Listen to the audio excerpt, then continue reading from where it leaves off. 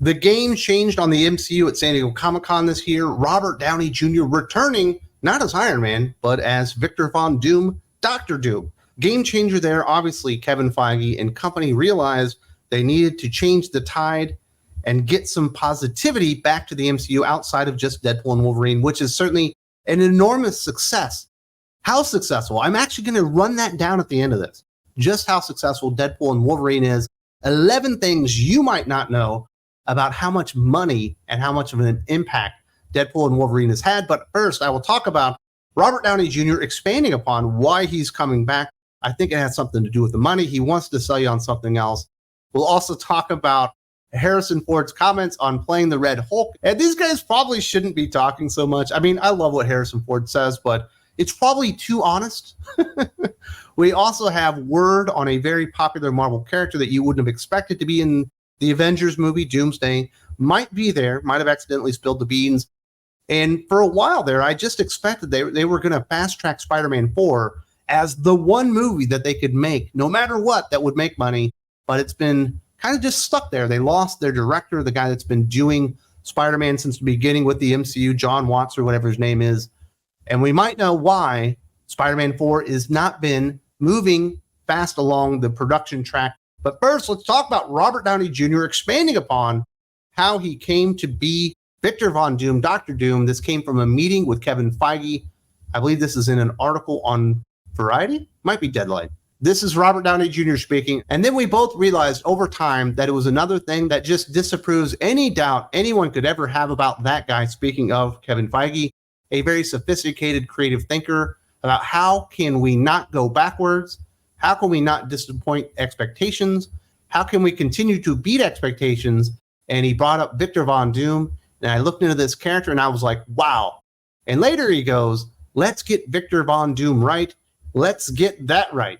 Bringing Robert Downey Jr., the heart and soul of the MCU that was killed off in Endgame, was supposed to signal like a new changing chapter in the MCU and the Avengers, back, was actually not taking a step back. It's like the ultimate step back, and it's not really beating expectations. Once phases 4 and 5 failed to the degree that they did, bringing Robert Downey Jr. was the only expectation. Now, did I think he was coming back as Victor Von Doom? Not particularly, but I just would have brought him back as Iron Man. Like, he's popular as Tony Stark. People like Robert Downey Jr. as Iron Man. I know you killed the character off, but you've opened the doors to so many freaking multiverses at this point. It didn't really matter. And I don't think Robert Downey Jr. as Victor Von Doom beats expectations. It just kind of was expected that he would come back, but he's not the character that he should be. And I don't want to see like a weird version of Tony Stark that became Victor Von Doom because he lost like his Stark identity and decided he was Victor Von Doom and took over Latveria and has an Iron Man suit that's just green, like with a Victor Von Doom mask. How could this be considered anything else but a step backwards? Because they had to go back in time and get the star that really lit the entire MCU on fire to begin with. The ultimate step backwards. Stop selling it as something it's not. I do think Robert Downey Jr. as Victor Von Doom, Dr. Doom can work. And I don't like outright dismiss the concept. I think it could be cool, but it is what it is. They failed enormously and they backed the Brinks truck up to you and you couldn't say no because it was so much money.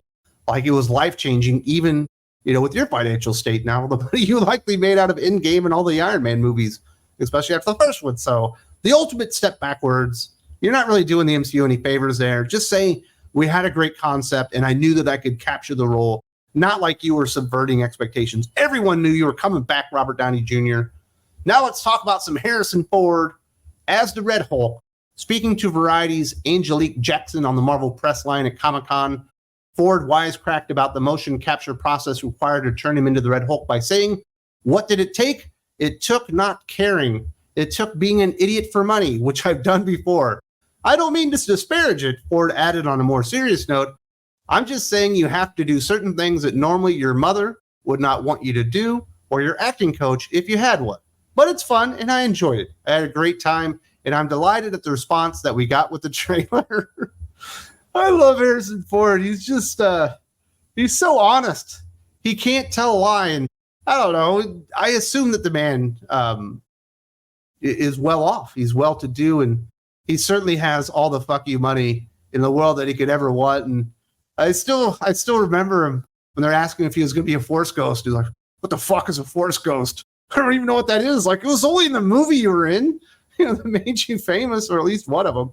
Obviously, there's no Force ghost in Indiana Jones and stuff, but if like, what does it take to get me to do a mocap Red Hulk? Not caring and lots of money, me being an idiot. And I don't know, like, would your mother be ashamed of you wearing like the black suit with all the dots on it while you did mocap? I don't know that anyone would be like ashamed of you. It's not quite thespian. It's not Shakespeare on Broadway or something. It's not going into London and doing something really cool there. But hey, it's a paying gig. It's acting. Andy Serkis made his entire career out of mocap.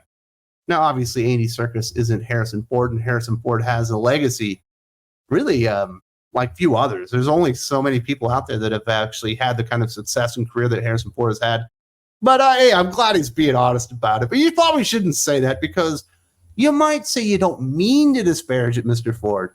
But it kind of sounds like you're disparaging. You know what I'm saying? You know what I'm saying? You might be taking the piss out of Red Hulk and all the stuff that you had to do to make the Red Hulk come alive. And why don't you just hire a body double or something? Just use my face and use somebody else's body. I'm fat and old. I don't want you putting dots on this thing and giving the Red Hulk a little belly on him. Ain't nobody like that. So I thought that was funny. Never change Harrison Ford. And with the amount of scratch that you have, you don't have to change. And I respect that. You keep being you and being very honest. Another character that we might be seeing in Avengers Doomsday, or perhaps Avengers Secret Wars, that we never would have expected to see in an Avengers movie, is Daredevil. And Charlie Cox might have accidentally let this one out of the bag.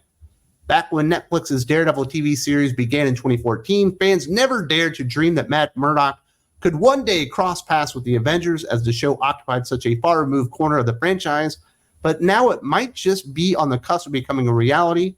I have to be so careful, Cox revealed. Look, I can't. I'm not going to say it. There are so many characters to team up with. There's one particular group of people that I would like to be invited to play with, but we'll get into that a little bit later. So it sounds like there's something to say. There's something in there, if you read between the lines and all that stuff, about Daredevil potentially teaming up with the Avengers. That's got to be the team that he's talking about. And I must say, I hate the idea. I despise it. I love Daredevil and the Netflix universe being its own thing. And sure, it can exist in the MCU, but it doesn't really have to be a part of the MCU unless it's just very tangentially Charlie Cox showing up as Matt Murdock, the lawyer for Peter Parker in Spider-Man No Way Home. I think it's a hoot. I think that's great use and adding a little connective tissue, but I think that should also be the extent of it. Unless you want to put Kingpin maybe in your Spider-Man movie. I wouldn't mind seeing that. Kingpin was originally a Spider-Man villain, transitioned over to Daredevil, and after what Frank Miller did, you kind of just associate the character with Daredevil. But, he was originally Spider-Man. But I would just kind of leave the Netflix stuff on its own. It has a different tone and feel, and it looks like they're really trying to capture that with Daredevil Born Again. Just gritty and visceral and violent and much darker than the other portions of the MCU. And I would just let it be its own thing. Daredevil does not need to show up in the cast of 100 heroes that we're certain to see in Secret Wars, where we have duplicates of duplicates of duplicates. Let Charlie Cox be his own man in his own Daredevil universe, and I understand it's probably a dream to get that Avengers paycheck, and I would not begrudge him from taking it. I would just hope they would have the restraint and the self-awareness that they might not want to taint something that is so totally different from the MCU that is Daredevil, which they're trying to recreate, obviously, on Disney Plus with Born Again. I would let them be side by side, but not really connect them too much, other than kind of the example that we gave with Spider-Man No Way Home. But it sounds like there's a good possibility we will see Charlie Cox as Matt Murdock, Daredevil, in an Avengers movie in the not too distant future. The last kind of movie update we have is of Spider-Man 4. Until Deadpool and Wolverine came along, No Way Home was easily the multiverse saga's most successful entry. You might think it a surprise why a follow-up is taking so long. Generally, we've assumed it was a problem with Tom Holland's busy schedule. Maybe that's true, but the biggest reason might actually be a story one. According to insider Daniel Richman, the fourth film is running seriously short on villains. Kraven has Rhino, Calypso, and Chameleon. The Scooper explained, whenever Sony uses a villain, they block Marvel Studios from using them, which means there aren't many left for the MCU Spider-Man to face off against. That would be an enormous problem, and it's one of the reasons, like, I don't know that Sony's going to let them cast Sydney Sweeney as Black Cat in Spider-Man 4, even though that's like the perfect casting. It only makes the most sense because, well, she was already in our stupid Spider-Man adjacent, not Spider-Man containing universe. Of all Spider-Man characters without Spider-Man, which never made any sense to me, I don't know why they can't just go back and use like the Spider-Man villains from like the Tobey Maguire Spider-Man. You know, you've got Doc Ock in there, you've got the Green Goblin. You got Green Goblin in the Amazing Spider-Man movies as well, along with Electro. But you also had Venom, which you can't use because he's in the Sony universe. Although there was a piece of Venom in the MCU. I swore I saw that at the end of No Way Home. But obviously he's already in Sony. What else you got in there? You got Sandman, not a big enough villain, kind of stupid concept. I don't know. You are running out of villains, aren't you? What's the villain that they should use for Spider-Man? Do you need to go to Hobgoblin with Ned Leeds? That dude was way too fat to be a compelling villain. You know what I mean? I mean, I like the actor. And I like the camaraderie and the relationship that he had with Peter Parker. But that Ned Leeds could be a villain. Plus, he's been mind wiped. He doesn't even remember Peter Parker exists or that they were best friends or any of that kind of stuff. So they probably have found themselves in quite the pickle. Maybe this is where a Vincent D'Onofrio Kingpin could come in and make some noise. But I definitely want to hear from you guys. What villain should they use? I'd say go back and use Doc Ock. Although, admittedly, when they announced Spider-Man 2 that Alfred Molina was going to be playing Doc Ock, I was like, that shit will never work in live action. And shit me, I think that's the best Spider-Man villain we've ever had live action. I can't believe he pulled it off so well. I thought that was compelling stuff. So maybe you could go back to the Doc Ock well again. Maybe you go to one of the 80 variants of the Goblin or something of that nature. But they might be screwed. And that might be why Spider-Man 4 has not been on the fast track, because that was the one property they really could have just, bam, hit the movie, would have changed the tide, and they would have had a big success. Obviously, they end up getting that with Deadpool and Wolverine. And it sounds like they're probably going to have to wait for the next big success, maybe until Avengers Doomsday. Captain America Brave New World's not going to do it. Don't think Thunderbolts is going to do it. Have my doubts about the Fantastic Four, and now Blade isn't even on the release schedule. So it might be a while till they get that next big hit again. Spider-Man 4 definitely could have been that, but it's not going to be, potentially because they ran out of villains. They worked their way through all of them, and Sony is borrowing all of Spider-Man's villains for Kraven, a Spider-Man villain. No sense whatsoever. Now, I did mention I was going to give an update on the massive success of Deadpool and Wolverine and all the records that it's breaking. Not all of them are record-breaking, but they are certainly records. They're in the record books. They've had an amazing run, well over $1 billion at this point. And now let's run them down. Number 1, biggest R-rated opening ever. Number 2, biggest opening of 2024. Number 3, the 6th biggest opening of all times. Number 4, the 4th biggest superhero movie opening of all time. Number 5, the biggest opening weekend since No Way Home. Number 6, the highest July opening weekend of all time. Number 7, the 11th biggest global debut ever. Number 8, R-rated Wednesday U.S. box office record.